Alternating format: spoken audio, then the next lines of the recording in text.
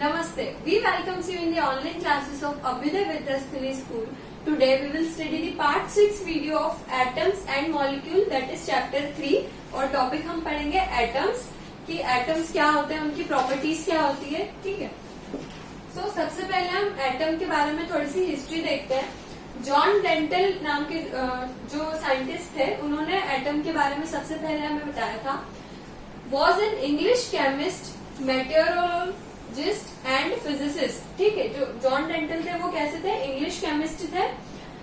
He is best known for his pioneering work in the development of modern atomic theory and his research into color blindness. वो क्यों जाने जाते थे? Basically उन्होंने एक modern atomic theory दी थी atoms के लिए, और दूसरी चीज उन्होंने कलर ब्लाइंडनेस के लिए रिसर्च किया था. इसलिए जो जॉन डेल्टन है उनको हम जानते हैं.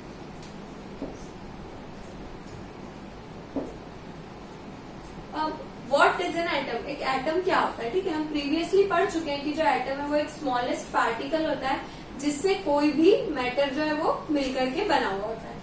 So atoms can be defined as the smallest particle of matter that takes part in a chemical reaction.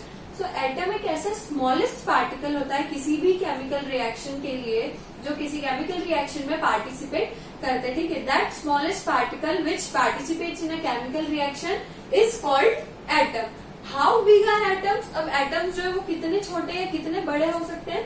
So atoms are very small. They are smaller than anything that we can imagine or compare with. Atoms इतने ज्यादा small होते हैं कि हम किसी चीज से उनको कंपेयर भी नहीं कर सकते, ना हम उन्हें इमेजिन कर सकते हैं. So they are far small beyond our imagination.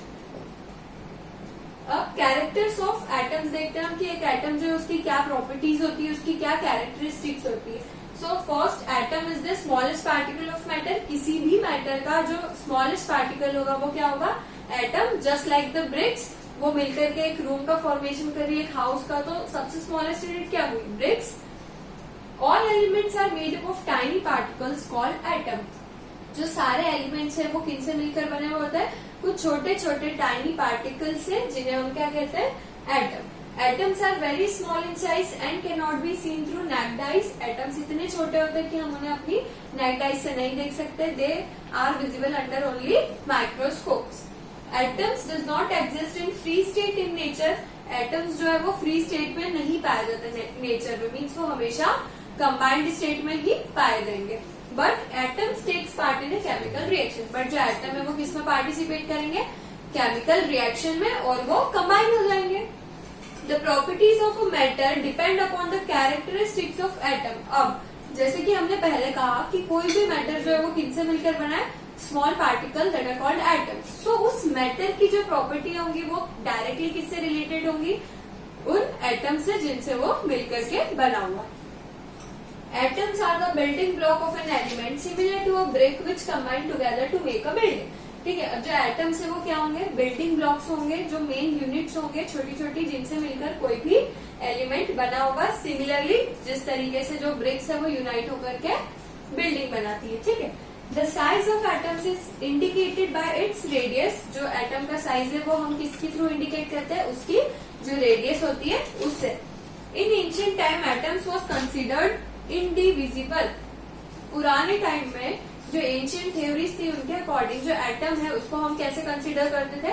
Indivisible. Means कि एटम्स को हम फर्दर डिवाइड नहीं कर सकते.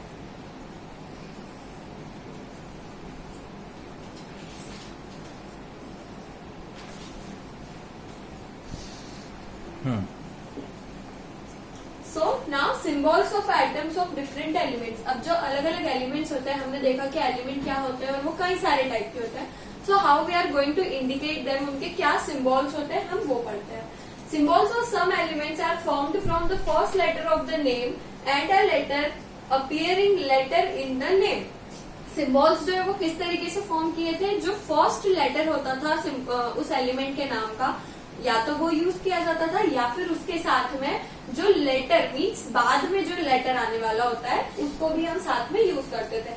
जैसे क्लोरीन, तो सी और एल दोनों यूज किए. क्लोरीन में सी जो है वो फर्स्ट हमारा लेटर है क्लोरीन की स्पेलिंग में, और एल जो है वो बाद में आने वाला लेटर है, बट दोनों यूज हुए. जिंक में Zn यूज हुआ है, ठीक है। Z जो है वो पहले ही फर्स्ट लेटर है और N जो है वो बाद का लेटर है, बट जो सबसे आगे हम लेटर यूज करेंगे सिंबल में वो कौन सा होगा, the first letter of that element. Some have been taken from the names of elements in Latin।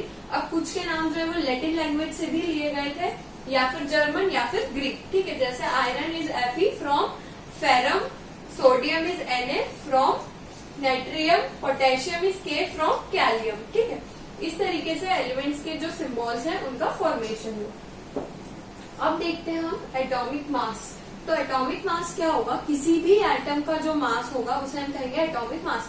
Previously हम देख चुके हैं कि जो एक एटम होता है वो किन से मिलकर बना होता है, इलेक्ट्रॉन, प्रोटॉन एंड न्यूट्रॉन्स, ठीक है। तो अब एटॉमिक मास में इन तीनों में से किन का रोल है हम वो देखेंगे। Mass of atom is called atomic mass since atoms are very small, consequently actual mass of an atom is very small.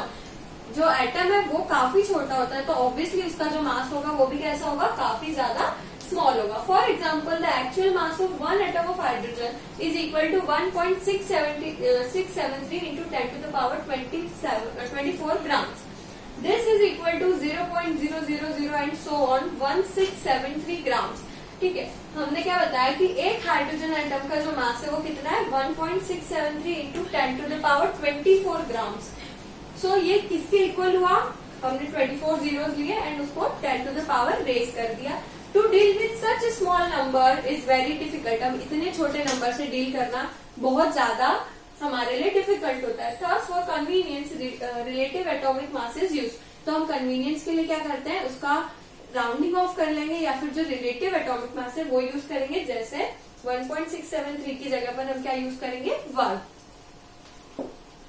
अब हम देखते हैं कि जो एटॉमिक मास है वो बेसिकली हम किन दोनों चीजों की कैलकुलेशन से कैलकुलेट करेंगे। So number of protons plus number of neutrons. किसी भी एटम का मास उसके टोटल नंबर ऑफ प्रोटॉन्स को हम टोटल नंबर ऑफ न्यूट्रॉन्स में ऐड करके कैलकुलेट कर सकते हैं, ठीक है। जो एटॉमिक मास है उसे Ma या फिर M से डिनोट किया जाता है, उसका सिंबल होता है, और atomic mass is equal to number of protons plus number of neutrons. So यहाँ पर हमने देखा कि जो एटम्स है वो बहुत छोटे पार्टिकल्स होते हैं, वो किन चीजों से मिलकर बने होते हैं, उनकी क्या कैरेक्टरिस्टिक्स होती है, and about atomic mass. I hope you all understood it very well. Thank you.